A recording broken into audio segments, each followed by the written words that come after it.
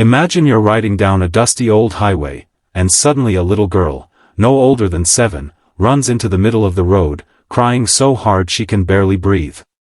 And then she shouts words that freeze everyone's blood, "They're beating my mama. Please, please help."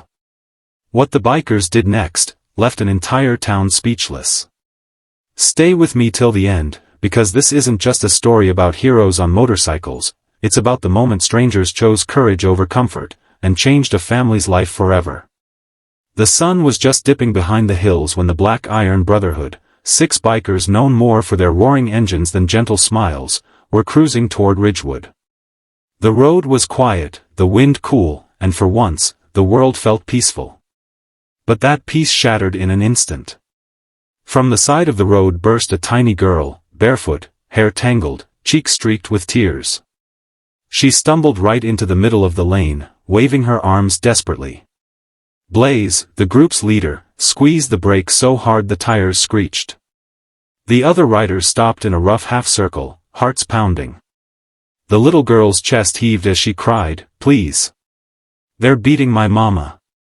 They shut the door and won't let me in." Her name was Lily.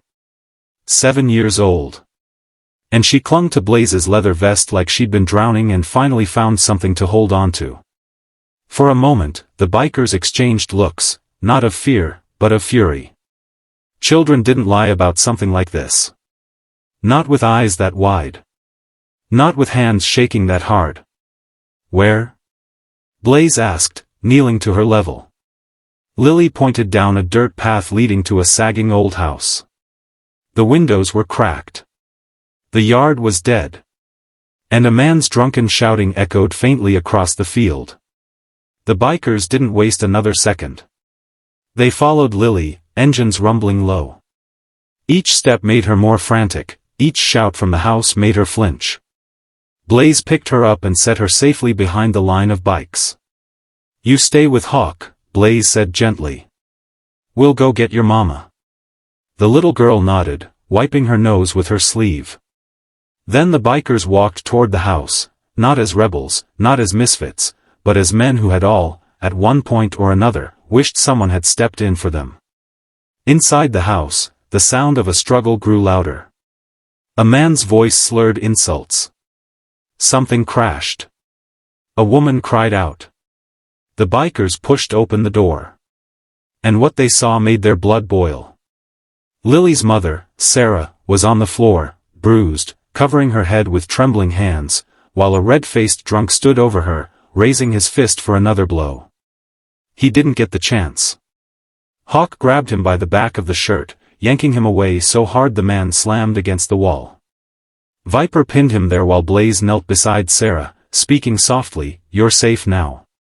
Your daughter found us. We're here." Sarah looked up, dazed, tears forming. My daughter?" "She's okay," Blaze assured. "She was brave." Outside, Lily cried into Roadrunner's shoulder until she saw her mother being carried out, safe, conscious, alive. She ran forward, sobbing into Sarah's arms. The bikers stood around them, forming a protective circle, engines still rumbling like guardians ready to strike at any threat. But the night wasn't done testing them yet. Not even close. After securing the abusive man and calling the sheriff, who arrived shocked but grateful, the bikers realized something that made their hearts sink. Sarah didn't just need rescuing for tonight.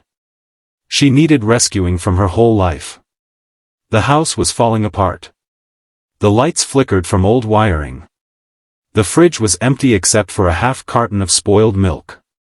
Lily's room had no bed, just a blanket on the floor. And Sarah, still shaking, admitted in a broken whisper. "I had no one to ask for help, no one." The bikers exchanged glances. Hard ones. Determined ones. Blaze knelt again to Sarah. "You do now." The next morning, the Black Iron Brotherhood returned, this time not with fists, but with tools, groceries, blankets, and something far more powerful. A plan. They repaired the broken windows. Cleaned every corner of the house.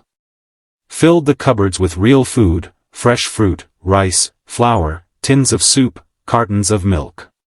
Brought Lily a real bed, soft toys, clean clothes, even a night lamp shaped like a little moon. Sarah cried quietly as she watched them work. Not tears of pain, tears of disbelief. The town gathered, shocked. Some whispered, "Those bikers?" Others said, "I heard they saved a woman last night." A few simply shook their heads, unable to understand how men who looked so rough could be so gentle. But the bikers didn't care what anyone thought. They cared about Lily's smile. They cared about Sarah's safety. They cared about doing what nobody else had done. By sunset, the old house looked warm for the first time in years. Sarah stepped onto the porch with her daughter in her arms, voice soft but firm. "I don't know how to thank you."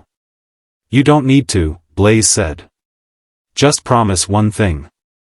"What's that?" "Never think you're alone again." Lily hugged Blaze's leg. Sarah hugged her daughter, the fear finally melting away. And as the bikers rode off into the orange-gold horizon, engines roaring like thunder, the entire neighborhood stood watching. Not at criminals. Not at outcasts. But at heroes. Heroes on two wheels.